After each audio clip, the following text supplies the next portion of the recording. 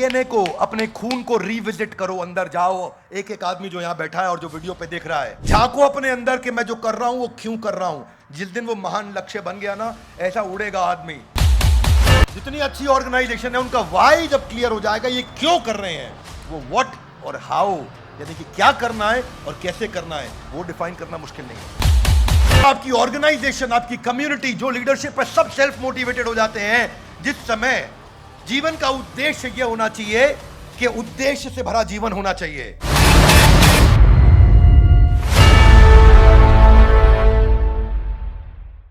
तो जैसा कि हम पहले अध्याय पे चल रहे हैं और भगवत गीता की चर्चा आगे बढ़ रही है, अर्जुन बहुत दुखी चल रहे थे, परेशान चल रहे थे और अपना धनुष छोड़ चुके थे। अर्जुन की परेशानी बढ़ रही थी, अपनी परेशानी को उन्होंने एक्सप्रेस किया। अब इसी परेशानी में पहला अध्याय समाप्त होने जा रहा है। हमने कुछ एपिसोड्स कंप्लीट किए हैं पहले अध्याय के। पहले अध्याय की समाप्ति में हम आखिरी के 2 श्लोक लेंगे। पहले अध्याय का 44वां श्लोक आज के एपिसोड में हम चर्चा करेंगे। Bhagavad Gita in action series है, इसका हर वीडियो सबको देखना चाहिए। Would you agree with me? Yes, no? Bhagavad Gita का पहले अध्याय का 44वां श्लोक मेरे साथ, मेरे पीछे बोलिए। अहो बत महत् पापम कर्तुम व्यवसिता वयम यद राज सुख लोभेना हंतुम स्वजनम उद्यता। धन्यवाद। सुनते हैं, समझते हैं। श्लोक का पहले मैं अनुवाद पढ़ लेता हूं। अनुवाद और तात्पर्य एसी भक्तिवेदांत स्वामी श्रील प्रभुपाद के द्वारा। श्रील प्रभुपाद की जय। ओह, कितने आश्चर्य की बात है कि हम सब जघन्य पाप कर्म करने के लिए उद्यत हो रहे हैं। राज सुख भोगने की इच्छा से प्रेरित होकर हम अपने ही संबंधियों को मारने पर तुले हैं। ये अभी मैं संदीप महेश्वरी जी के साथ मेरा एक इवेंट था और उस पर किसी ने प्रश्न पूछा था, तो मैंने इसी श्लोक को रेफर किया था, राज सुख लोभेना। क्या कह रहे हैं? अहो बत महत् पापम। हाथ आगे लाइए। महत् पापम, अरे ये तो महान पाप होने जा रहा है। क्या महान पाप होने जा रहा है? कि यद राज सुख लोभेना, मैं राज सुख के चक्कर में क्या करने वाला हूं? स्वजनम, अपने ही लोगों की हत्या करने जा रहा हूं। स्वजनम हंतुम, हंतुम मतलब हत्या। और किसकी हत्या कर रहा हूं? अपने लोगों की। स्वजनम, अपने ही लोगों की मैं हत्या। How strange it is that we are preparing to commit greatly sinful acts driven by the desire to enjoy royal happiness. आजकल लोग व्यापार करते हैं, बिजनेस करते हैं because they want royal happiness. आजकल कई बार लोग मल्टी लेवल मार्केटिंग वालों को देखता हूं, अपनी गाड़ी दिखाते हैं, सबको सब बताते हैं, है कि नहीं है? सब खूब दिखाते हैं, सब अपना घड़ी दिखाते हैं, गाड़ी। वो क्यों? उनको लगता है कि मेरे को डिस्प्ले करना है रॉयल हैप्पीनेस। जबकि वो बिल्कुल नीचे का कैटेगरी है, बिल्कुल नीचे का कैटेगरी है। आहार निद्रा भय मैथुनम च सामान्य में तत् पशु भी नरानाम। आहार निद्रा भय मैथुन, ये बिल्कुल नीचे का कैटेगरी है। सामान्य में तत् पशु भी नरानाम, पशु भी ये काम कर लेता है। अर्जुन भी बिल्कुल बड़ी अच्छी बात करे, लॉजिकल बात है। कितनी लॉजिकल बात बोली उन्होंने कि यद राज सुख लोभे ना, कि मैं राज सुख के चक्कर में अपने लोगों की हत्या करने, एकदम गलत बात है कृष्ण, मैं तो नहीं करूंगा ऐसा। तो बहुत अच्छी बात बोली यहां पे उन्होंने कि यद राज सुख लोभे ना। उसके बाद अगला श्लोक फिर बोल देते हैं, जरा उसको भी समझ लेते हैं। क्या कह रहे हैं? यदि माम अप्रतिकारम, कि मैं अप्रतिकार, प्रतिकार मतलब रिएक्ट, अप्रतिकार मतलब मैं रिएक्ट भी नहीं करूंगा। अशस्त्रम, मैं शस्त्र भी नहीं उठाऊंगा, मैं शस्त्र भी नहीं उठाना चाहता हूं। मैं अप्रतिकार मतलब बिल्कुल रिएक्ट नहीं करूंगा। मेरी सामने वाले लोग आकर के, बेटर अगर धृतराष्ट्र के पुत्र आके मेरी हत्या कर दें, मैं तो कुछ उठाऊंगा भी नहीं, धनुष भी नहीं उठाऊंगा। अर्जुन को लगता है कि मैं शाही सुख के आनंद में सब कर रहा हूं और बड़ा पाप कर रहा हूं। सो मोटिवेशन क्या है, आपको क्या ड्राइव करता है, वो बड़ा इंपॉर्टेंट है। क्योंकि भगवत गीता जो पूरा शास्त्र है, अब जो उत्तर देंगे, भगवान पर्पस एस्टैब्लिश करना चाहते हैं। यहां पे क्या एस्टैब्लिश करना चाहते हैं? पर्पस। पर्पस बहुत बड़ी चीज है, महान लक्ष्य, कारण बहुत बड़ी चीज है। अर्जुन को लग रहा था मैं स्वार्थी उद्देश्यों से प्रेरित होकर कर रहा हूं। बिजनेस में अगर आप एंटर कर रहे हैं बहुत पैसा कमाने के लिए, तो वो तरीका ठीक नहीं है, माइंडसेट ही गलत है। वो बिजनेस में एंटर करना चाहिए महद पापम नहीं, महद वैल्यू क्रिएशन। आप सामने वाले के लिए वैल्यू क्रिएट करने के लिए जा रहे हैं, वो माइंडसेट होना चाहिए आपका। क्योंकि झगड़ा किस चीज का? प्रॉपर्टी का झगड़ा है। और सारे, आज पुलिस बता रही है भारत की कि अगर परिवारों में हत्या होती है तो 2 सबसे बड़े कारण है उसके। एक प्रॉपर्टी का झगड़ा, दूसरा सेक्स का झगड़ा। महिला या प्रॉपर्टी आपस में, यही झगड़े मर्डर्स के सबसे बड़े कारण बनते हैं परिवार के अंदर। और अर्जुन को भी लग रहा था हमारा फैमिली प्रॉपर्टी डिस्प्यूट हो गया ये, और फैमिली प्रॉपर्टी डिस्प्यूट को हैंडल करने के लिए मैं, क्योंकि वो भक्त हैं भगवान के, इसलिए वो ऐसा महसूस कर रहे हैं कि भाई ये गलत है बिल्कुल, और क्षत्रियों का सिद्धांत है, वो कह रहे हैं अप्रतीकार, मैं कुछ रिएक्ट भी नहीं करूंगा, मुझको ऐसे ही मार दो। क्षत्रियों का सिद्धांत है कि अगर सामने वाला निहत्था है तो उस पर हाथ नहीं उठाया जाएगा, पर वो ये जानता है क्योंकि ये दुर्योधन, दुशासन, ये सब लोग वेट नहीं करेंगे कर्ण, मैं अगर नीचे हथियार छोड़ दूंगा तो मुझे मार दिया जाएगा। वो जानता है बात, क्योंकि सामने वाले इतने गलत है, उसको मालूम है, पर इमोशनल हो गया है। कोई भी एक्टिविटी सही है या गलत है किस बात पर निर्धारित होती है? कैसे पता चलेगा कोई भी कार्य सही है कि गलत है? कैसे पता लगेगा? उसका इंटेंशन। बिल्कुल ठीक बोला आपने। आज जजेस भी क्या देखते हैं कोर्ट के अंदर कि ये एक्सीडेंटल डिफॉल्ट है कि विलफुल डिफॉल्ट है। मां छोटे बच्चे को थप्पड़ मारे जोर जोर से, सही है कि गलत है? ये इस पे डिपेंड करेगा ये क्यों किया गया, ऐसे क्यों सही है? नहीं मारना चाहिए बच्चे को। अच्छा, कहीं बोले सही है, बेसिकली इसलिए बोल रहे खूब सुते हैं बचपन में ये। अगर बच्चा चोरी करता पकड़ा गया तब उसको मार पड़े तो वो सही है। एक 75 साल के बूढ़े आदमी को थप्पड़ पे थप्पड़ मारना सही है कि गलत है? ना, पर्पस पे निर्भर करेगा। अगर वही 75 साल का बूढ़ा आदमी टेररिस्ट है तो उसको थप्पड़ क्या जान से मारना भी सही है। क्या मेरी बात समझ आ रही है? किसी की हत्या करना सही है कि गलत है? पर्पस पे निर्भर करता है कि वो सही है कि गलत है। आज सुप्रीम कोर्ट ने भी बोल दिया है कि महिला अगर आत्मरक्षा में उसके साथ में दुष्कर्म किया जा रहा है, रेप किया जा रहा है, और आत्मरक्षा में अगर वो हत्या भी कर बैठती है तो वो सही है। कोई भी कार्य सही होगा कि गलत होगा ये किस पे निर्भर करेगा? वही बात अर्जुन के साथ हो रही है, यद राज सुख लोभे ना, कि राज सुख के चक्कर में करना तो गलत है। अच्छा, कृष्ण बीच में टोक सकते थे, बोल सकते थे अर्जुन चुप, अभी मेरी सुन। कृष्ण नहीं बोल रहे। महान लीडर है कृष्ण, अपनी लीडरशिप क्वालिटी से सिखा रहे कि सुनते बहुत अच्छे ध्यान से है कृष्ण। पूरा अध्याय अर्जुन को बोलने को अलाउ किया, बोलते रहो आप, मैं सुन रहा हूं, अच्छे से समझ रहा हूं। जितनी बड़ी ऑर्गेनाइजेशन है, जितनी अच्छी world class organisation, leaders, powerful leader जितने दुनिया में है, उन सब की अच्छी बात यह है कि वो अपनी टीम्स के अंदर कारण, पर्पस, महान लक्ष्य एस्टैब्लिश कर देते हैं, उनके खून में डाल देते हैं, इंजेक्ट कर देते हैं। जितनी अच्छी ऑर्गेनाइजेशन है उनका वाई जब क्लियर हो जाएगा, ये क्यों कर रहे हैं, वो व्हाट और हाउ, यानी कि क्या करना है और कैसे करना है, वो डिफाइन करना मुश्किल नहीं है। ज्यादा महत्वपूर्ण क्या है कि हम ये क्यों कर रहे हैं, हम ये वीडियोस क्यों बना रहे हैं। जिस दिन हमारे ईशान गोयल बैठ करके अपनी पूरी टीम के खून में डाल देंगे वीडियो क्यों बना रहे हैं, तो वीडियोस की क्वालिटी और क्वांटिटी दोनों वर्ल्ड क्लास लेवल पे बढ़ जाएगी। क्या मेरी बात समझ आ रही है? हम ये कार्य क्यों कर रहे हैं, मेरा पर्पस क्या है, मैं भगवत गीता के प्रोग्राम्स फ्री में इतने सारे क्यों कर रहा हूं, लोगों को क्यों इनवाइट करता हूं, इस पे पैसा भी क्यों इन्वेस्ट करना चाहता हूं, क्योंकि मैं चाहता हूं कि भगवत गीता के अंदर ऐसी क्वालिटीज, ऐसे वैल्यूज को समझाया गया है कि भारतवर्ष के अंदर एक नया नैरेटिव सेट करना चाहता हूं कि हर घर के अंदर भगवत गीता बड़े प्रेम और रिस्पेक्ट के साथ पढ़ी जाए और जीवन में उतारी जाए। उसको बोलेंगे हम गीता इन एक्शन। क्या बोलेंगे? मैं ये नैरेटिव सेट कर दूंगा अगले कुछ दिनों के अंदर कि क्यों भगवत गीता को पढ़ना जरूरी है। मेरी इच्छा है, हमारी सरकार से अनुरोध है, प्रार्थना है, हर स्कूल के अंदर, हर क्लास के अंदर बच्चे के लिए भगवत गीता पढ़नी कंपलसरी कर देनी चाहिए, क्योंकि भगवत गीता से जो उसका विकास होगा, वो विकास उसका इंटीग्रेशन, डिफरेंशिएशन पढ़ के, ट्रिग्नोमेट्री पढ़ के नहीं हो सकता। क्या मेरी बात समझ आ रही है? इसलिए भगवत गीता एक ऐसा ग्रंथ है, मैं हर बार कहता हूं, क्यों पूरे पाकिस्तान में इतने लाखों लोग हमारे गीता के वीडियो देखते हैं, पढ़ते हैं। एक श्लोक नहीं बोला कृष्ण ने हिंदू, मुस्लिम, सिख, ईसाई पे, धर्म पे। इनफैक्ट कृष्ण तो कह रहे हैं सर्वधर्मान परित्यज्य। कृष्ण तो उल्टा बोल रहे हैं इसके। अरे भाई, ये विदेशी ताकतों से अपनी वैल्यूज को बचा करके इस देश को, हमारे को सर्वोपरि लेके जाना है, इसको वापस सोने की चिड़िया बनाना है। जब भगवत गीता पढ़ी जाती थी ये सोने की चिड़िया है, आज भगवत गीता कपड़े में लपेट के रख दी गई है, चिड़िया उड़ के चली गई है।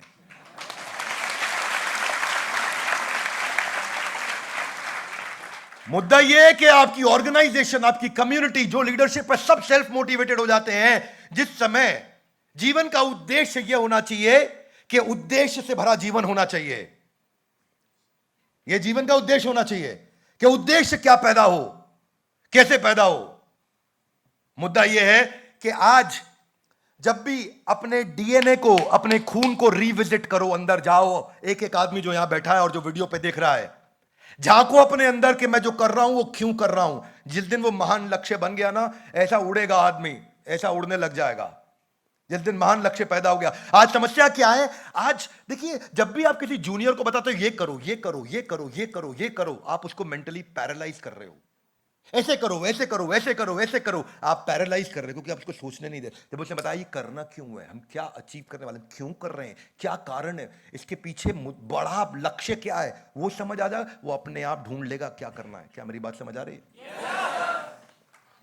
पर चक्कर क्या है, आज आप उसको सोचने नहीं देना चाहते, आप उसके बिहाफ पे सोच रहे हो, अपने जूनियर्स के बिहाफ पे। जैसा बोल रहा हूं वैसा कर, तो जैसा बोला है वैसा कर, जरा बात मत कर।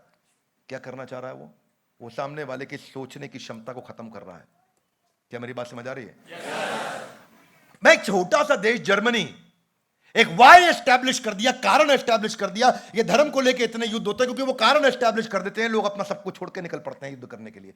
लाखों करोड़ों लोगों को मार दिया था हिटलर ने, क्योंकि उसने अपने देशवासियों के दिमाग में, खून में जुनून ऐसा भर दिया, वाई एस्टैब्लिश कर दिया कि जो ज्यूज हैं तुम आर्यन हो। आज अगर आप लोग कंपनी चला रहे हैं और जो वीडियो देख रहे हैं, किसी से पूछ लेना अपनी टीम के अंदर, 100 में से 100 लोग आपके बता देंगे करना क्या है, क्योंकि उनको आप बता चुके हो बहुत बार करना क्या है। लेकिन 100 में से 40 लोग भी नहीं बता पाएंगे कि ये करना क्यों है, इसके पीछे बड़ा कारण क्या है। वो क्यों नहीं बता पाते? क्योंकि हम यही मिस कर जाते हैं। पर्पस सब कुछ है। जितने ब्रांड आज, बड़ी ऑर्गेनाइजेशन पर्पस के साथ काम कर रहे हैं ना, वो पर्पस ड्रिवन कंपनी का हमेशा मार्केट शेयर, उसका मार्जिन, उसका बिजनेस हमेशा बड़ा होता है। वो कम्युनिटीज बड़ी होती हैं, वो मजबूत होती हैं, क्योंकि ऑर्गेनाइजेशन क्यों एग्जिस्ट करता है, क्या प्रॉब्लम सॉल्व करता है, पर्पस ये बताता है। क्या मेरी बात समझ आ रही है? अहो बत महत पापम यद राज सुख लोभेना। लोग ज्यादातर 99% लोग राज सुख लोभेना के लिए काम कर रहे हैं। क्या मेरी बात समझ आ रही है? अर्जुन इतना तो इंटेलिजेंट था, उसको पता था कि ये उतनी बड़ी चीज नहीं है जिसके लिए इतनी मेहनत करूंगा मैं। वो तो 5 गांव मांगने वाले लोग थे खाली। उनको तो आप नेल्सन मंडेला को देखो ना भैया, नेल्सन मंडेला को 27 साल तक जेल में रखा, और क्या हाल किया उनका जेल में। जितने अश्वेत लोग थे साउथ अफ्रीका में, श्रीलंकन का कोई रिलेशन नहीं है नेल्सन मंडेला के साथ में। ना नेल्सन मंडेला श्रीलंका आते थे, ना श्रीलंकन साउथ अफ्रीका जाते थे, पर श्रीलंकन भी उनको अपना भगवान मानते हैं। मैं श्रीलंका में, मेरा ऑफिस रहा बहुत टाइम, मैं बहुत ट्रैवल किया, कम से कम 20 बार श्रीलंका गया हूं मैं। और मैंने वहां जब लोगों से मिलता हूं, उनसे पूछता हूं आपके देश का सबसे बड़ा आइडियल कौन, बोला नेल्सन मंडेला। 27 साल जेल में रखा, जब कड़क सर्दियां होती थी ना, सबको स्वेटर पहनना अलाउड था, कैदियों को, लेकिन नेल्सन मंडेला को कच्छे में, उसको निक्कर में रखा जाता ना, बनियान पहना करके सर्दी के अंदर। बड़ी बड़ी चट्टानें तोड़ने के लिए उसको काम पर लगाते थे, उनके चौकीदार उनको थप्पड़ मारते थे। एक चिट्ठी लिख करके परिवार से रिसीव करना या परिवार को पहुंचाना उनको अलाउड नहीं था। कांच के दरवाजे लगा देते थे, अगर कोई सामने मिलने आ रहा है फोन पे बात करें, ताकि उनकी सारी पुलिस उनकी हर एक बात को सुन सके। उनका वो बुरा हाल कर दिया था कि ये जेल के अंदर बैठ के अपने मूवमेंट को ड्राइव ना करे। 27 साल के बाद जब मंडेला बाहर निकले ना, इतना महान लक्ष्य था उनका, सबसे शक्तिशाली अश्वेत राष्ट्रपति बने, वो पहले साउथ अफ्रीका के। वो 27 साल बोल सकते थे मंडेला मुझे आप छोड़ दो, कोई दिक्कत नहीं है। वो बोलते थे तुझे लंदन सेटल करा देंगे, तू निकल जा यहां से, ऐशोआराम की जिंदगी जी, यहां क्यों जेल में सड़ रहा है। वो बुरा हाल किया मंडेला का वहां पे। मंडेला की अपनी मां का देहांत हो गया, उनके अपने बेटे का देहांत हो गया। उनकी चिता जलाने के लिए, या क्रिमेशन जो उनके धर्म में जिस तरीके से होता है, उसे करने के लिए अलाउ नहीं किया गया मंडेला को। पर वो जो महान लक्ष्य है ना, वो जो पर्पस है, वो खून खौलाता है आपका, वो तैयार करता है। प्रश्न पूछ रहा हूं एक एक आदमी से, एक एक औरत जो यहां बैठे हैं, सभी देवियों से मेरा प्रश्न यहां पे यही है कि आपका महान लक्ष्य एस्टैब्लिश हुआ कि नहीं हुआ। अर्जुन जो थोड़ी देर पहले इसी भगवत गीता में क्या बोल रहे थे, धार्तराष्ट्रस्य दुर्बुद्धिर, कि धृतराष्ट्र के दुर्बुद्धि बच्चे कौन है, दिखाओ मुझे। सेनयोर उभयोर मध्य, मेरे रथ को सेना के बीच में ले जाओ, देखता हूं कौन है, सबको निपटाऊंगा आज। वही अर्जुन इन जब रिश्तेदारों को सामने देखा, अहो बत महत पापम, कह रहे तो महान पाप हो जाएगा मुझसे। राजसुख, वो अपने पर्पस को रिविजिट किया तो उनको लगा यार मैं राजसुख के लिए कर, गलत है। यही सारा मुद्दा है। मंडेला के पास महान लक्ष्य था, आम आदमी के पास महान लक्ष्य नहीं है। उसको राजसुख लोभेना चाहिए, उसको आज फरारी चाहिए, उसको गाड़ी चाहिए, उसको पैसा चाहिए, बंगला चाहिए, उसको सेल्फी खिंचाना है, उसको फिल्टर लगाने इंस्टाग्राम पे, उसका उतना ही लक्ष्य है। और तो और लक्ष्य इतने गिर गए हैं कि मेरे को टिकटॉकर बनना अचीवमेंट हो गया है देश में हमारे। ये जितने अच्छे बड़े ब्रांड है, रिट्ज कार्ल्टन एक ऐसा होटल है 5 स्टार, जहां पे उन्होंने पर्पस दिमाग में डाल दिया, कस्टमर सेटिस्फैक्शन के लिए तुम्हें कुछ भी करना पड़े, नियम तोड़ना पड़े तोड़ दो। दुनिया की सबसे बड़ी होटल की पावरफुल चेन है रिट्ज कार्ल्टन। और रिट्ज कार्ल्टन में क्या हुआ, मैं आपको एक कहानी बताता हूं। एक भाई यूएस के रिट्ज कार्ल्टन से निकले, और वहां से निकलने के बाद वो भाई अपने फ्लाइट पकड़ के अपने घर जा रहे थे, कनेक्टिंग फ्लाइट।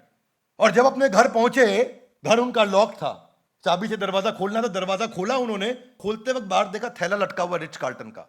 चेकआउट करके अपने घर आए थे, थैला लटका रिच कार्ल्टन का। थैला खोला उन्होंने, देखा अंदर चिट्ठी थी। तो वो कस्टमर चिट्ठी पढ़ने लगा। चिट्ठी में लिखा है कि मिस्टर डेविड, आप अपना चार्जर होटल में भूल गए थे। इससे पहले कि आप घर पहुंचते, दरवाजा खोलते और आपके मोबाइल की बैटरी जो ड्रेन हो चुकी है उसके लिए आप चार्जर ढूंढते और परेशान होते, हम चाहते थे कि आपका चार्जर आपके पहुंचने से पहले पहुंच जाए। तो उन्होंने हजारों रुपया खर्च किया कि वो चार्जर उस आदमी के जो फ्लाइट से अपने घर पहुंचा उससे पहले वहां जाकर के पहुंच जाए। चार्जर वहां पहुंचाने के लिए इतना पैसा खर्च किया।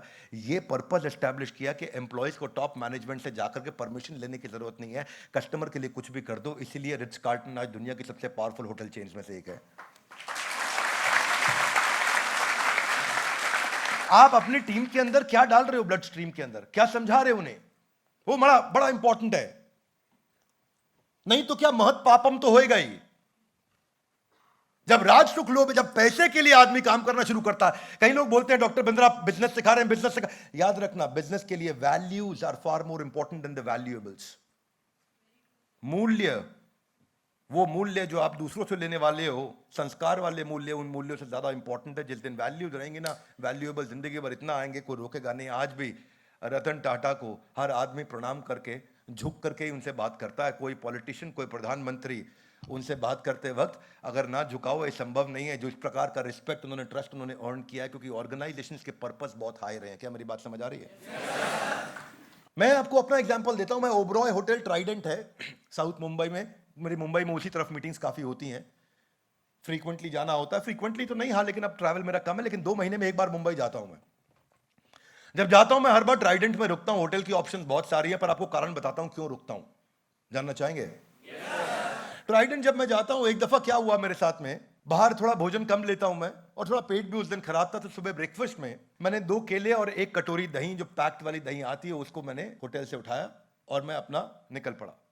2 केला लिया, दही लिया और निकल पड़ा। थोड़ा पेट के लिए उस समय, परिस्थिति के लिए अच्छा था। अगले दिन जब मैंने चेकआउट किया, हमारे ऑफिस में एक राजेश है जो हमारा ट्रैवल का सारा काम देखता है। जब मैं चेकआउट किया तो मैं देखा उन्होंने मेरे को वहां रोक लिया, बोला कि सर आपके रूम में रूम का पेमेंट हो गया, लेकिन ये विदाउट ब्रेकफास्ट था, आपने ब्रेकफास्ट लिया है। मैंने उनसे कहा कि मैं आपको दिखा देता हूं, मेरे मोबाइल में है, ये तो विद ब्रेकफास्ट है मेरा। तो बोले अच्छा सर 1 मिनट रुकिए। तो रिसेप्शनिस्ट वो जो था बंदा, जेंटलमैन जो था, वो वहां पे, वो अंदर चला गया, पीछे ही उसका कमरा था, अंदर गया और 30 सेकंड में वापस आ गया। 25 ही सेकंड में आ गया होगा, 30 भी नहीं लगा हुआ। आता ही बोला सॉरी सर, आपका ब्रेकफास्ट इंक्लूडेड था, तो हमने गलत बिल बना दिया। उसने बिल सेटल कर दिया, मेरे से ब्रेकफास्ट का चार्ज नहीं किया और मैं अपना निकल गया, चेकआउट हो चुका था। मैंने ऑफिस में फोन किया, मैंने कहा कि भाई हमारे ट्रैवल एजेंट को बोलो कि, ट्रैवल एजेंट क्या, सॉरी, मतलब वो ट्रैवल डेस्क है ऑफिस में, इंटरनल एम्प्लॉयज को बोला कि भाई अपने आप बिल सेटल करा करिए आप लोग, मेरा समय बच जाएगा इससे। उन्होंने कहा यस सर, सॉरी सर, इस बार गड़बड़ भी हो गया। मैंने कहा क्या गड़बड़ हुआ? बोला वो आपका हमने ब्रेकफास्ट इंक्लूड नहीं कराया था। तो मैं थोड़ा रुका, मुझे समझ में नहीं आया। मैंने दोबारा पूछा कि क्या कह रहे हैं, दोबारा बोला सर आपका ब्रेकफास्ट इंक्लूडेड नहीं था ना। तो उसके बाद मैंने अपना मोबाइल निकाला और देख के मैं हैरान हो गया कि मेरा स्टे विदाउट ब्रेकफास्ट था, और वो होटल का एम्प्लॉई जानता था कि मेरा स्टे विदाउट ब्रेकफास्ट है, पर क्योंकि मैंने ये बात बोली थी तो उसने मेरी बात का सम्मान रखने के लिए अपनी सच बात को झूठ बना दिया और अपने को नीचे रख दिया। और उसके कारण मैं बड़ा ग्लानि फील किया, गिल्ट फील किया कि गलती मेरी थी और माफी वो मांग रहा था और मुझसे पैसा भी नहीं लिया। वो दिन है, आज का दिन है, मैं आज तक उसी होटल में हर बार जाके रुकता हूं। और उस होटल की कैमरा पे, पब्लिक पे तारीफ भी कर रहा हूं ओबरॉय ट्राइडेंट की, इसी कारण से। क्यों? क्योंकि पर्पस एस्टैब्लिश किया। वो ऐसे पर्पस एस्टैब्लिश कर रहा है, इसको बोलते हैं कंपेलिंग एक्साइटिंग स्टोरी क्रिएट करना। एक महान कंपेलिंग एक्साइटिंग स्टोरी क्रिएट करना, एक ऑर्गेनाइजेशनल, एक कम्युनिटी का बिलीफ तैयार करना। वो जब बिलीफ तैयार हो जाता है ना, चिड़िया दे नाल बाज लड़ावा, 1.25 लाख ना लिख लड़ावा, ता गोबिंद सिंह नाम कहावा। वो क्या बिलीफ है? एक कि 40 सिखों ने चमकौर का, बैटल ऑफ चमकौर जीता। क्या बिलीफ तैयार कर दिया? मेरी बात समझ आ रही है स्नो? आज हम इस्कॉन मंदिर में, आप जानते हैं अभी पीछे एक टॉप कॉर्पोरेट के, मल्टीनेशनल के सीईओ हमारे साथ मुंबई में बैठे थे और हम बात कर रहे थे। उस समय चौपाटी इस्कॉन में थे हम। बोला एक हॉल के अंदर जितने IITians और IIM के ब्रह्मचारी सो रहे हैं इकट्ठे रात के समय, बोले इतने सारे IITians एक हॉल के अंदर आज तक गूगल, फेसबुक और एप्पल भी हायर नहीं कर पाया।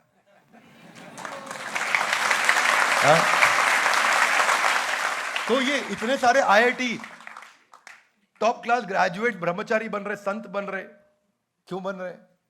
उनके पास वो बिलीफ है, वो राइट अंडरस्टैंडिंग बिल्ड कर पाए। वो ऐसे ही ऑर्गेनाइजेशन चलती हैं, बिजनेस ऑर्गेनाइजेशन भी ऐसे ही चलती हैं। आप क्या तनख्वाह देकर के भी इतने IITians को हायर नहीं कर पाओगे जितने बिना तनख्वाह दिए इस आध्यात्मिक संस्था में लोग सेवा कर रहे हैं। क्या मेरी बात समझ आ रही है? Amazon क्या कहता है? Customer obsession. हाथ आगे लाइए, हाथ आगे लाइए। मुझे प्यार हुआ अल्लाह मियाँ। गाना सुना है आपने? मैंने बचपन में सुना था, मुझे प्यार हुआ, प्यार हुआ। वो Amazon कहता है कस्टमर से प्यार कर लो, he is your first love and he is your last love. तभी आप इसे कंपनी में रह सकते हो, नहीं तो नहीं। प्रमोटर को होता है कस्टमर से प्यार, एम्प्लॉय को नहीं होता है। एंटरप्रेन्योर को होता है, एम्प्लॉय को नहीं होता है। एम्प्लॉय को प्यार होता है, शाम का टाइम हो गया, छुट्टी, तनख्वाह की तारीख बता दो क्या है। मैं भी देखता हूं, कल मुझे हमारे एक वीडियो शूट कर रहा था तो हमारे कैमरामैन मुझे बता रहे थे कि सर जब भी कोई नया आदमी आता है ना कंपनी में, आते ही सबसे पहले पूछता तनख्वाह किस तारीख को मिलती है। तो बोलता हम बड़े गर्व से बोलते हैं ये बड़ा बिजनेस कंपनी है डॉक्टर बिंद्रा की, यहाँ पे तनख्वाह महीना खत्म होने से एक दिन पहले मिल जाती है। तो क्या है, आम आदमी की मानसिकता इतनी है, और भगवत गीता आम आदमी से आपको खास आदमी बना सकती है। इसलिए पूरे देश के अंदर नैरेटिव सेट कर रहे हैं कि गीता को एक्सेप्ट करना है। क्या मेरी बात समझ आ रही है? तो Amazon जो है वो कहता है कि आपको इन्वेंट हम करेंगे लेकिन सिंप्लीफाई भी हम करेंगे। नई चीज लेके आएंगे पर सिंप्लीफाई करेंगे। Think big and earn trust. बड़ा सोचो और दुनिया का विश्वास जीतो। तो जो पर्पस ड्राइव कर रहा है ना, purpose is central to success, हर सफलता के लिए। आप में से कितने लोग कहते हैं कि मैं जो जिंदगी में अचीव करना चाहता था कर चुका हूं? अगर आपने नहीं किया तो याद रखिए, इसको बोलते हैं, ये पर्पस ना होने से आपको चवन्नी लाल बना देता है। क्या बना देता है? हाथ आगे लाइए। वो क्या होता है? चवन्नी लाल ये वो आदमी है जिसको रास्ते में चवन्नी गिरी, दिख गई, तो वो सामने महान लक्ष्य के लिए जा रहा था पर चवन्नी के लिए रुक जाएगा। क्या मुझे बात समझ आ रही है? चवन्नी लाल ये वो आदमी है जिसको रास्ते में छोटी छोटी चवन्नियां डिस्ट्रैक्ट कर देती हैं।